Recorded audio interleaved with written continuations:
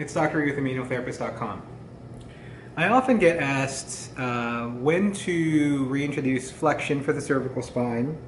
if the directional preference that made someone better is retraction, retraction with extension, or even retraction with a side bending, or when to reintroduce flexion of the lumbar spine when extension or some sort of side glide or press up actually made someone better. In general,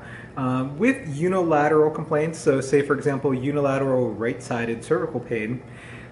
if the directional preference was either retraction or in this case retraction with cervical side bending, when someone is pain-free for about 48 hours, or when this is symmetrical, retraction and side bending is symmetrical, and symptoms are either central or bilateral, then you progress to retraction, retraction with extension.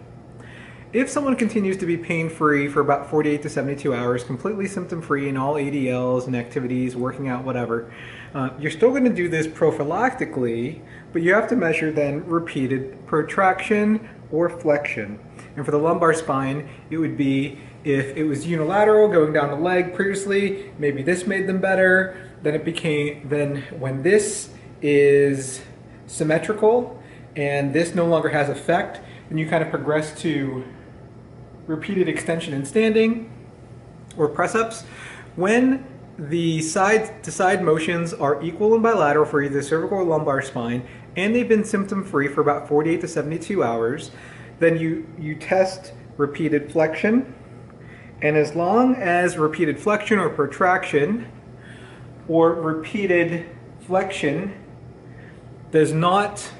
rapidly cause a loss of retraction or extension or standing extension in the lumbar spine, then they are clear to flex every once in a while. And again, it's not necessarily 10 times an hour, it could be 10 times an hour, but extension has to be pain-free and full. It has to be not rapidly obstructed, or you can't have a rapid loss of extension with repeated flexion. So if someone has pain-free cervical spine, this is full and pain-free, this is full and pain-free,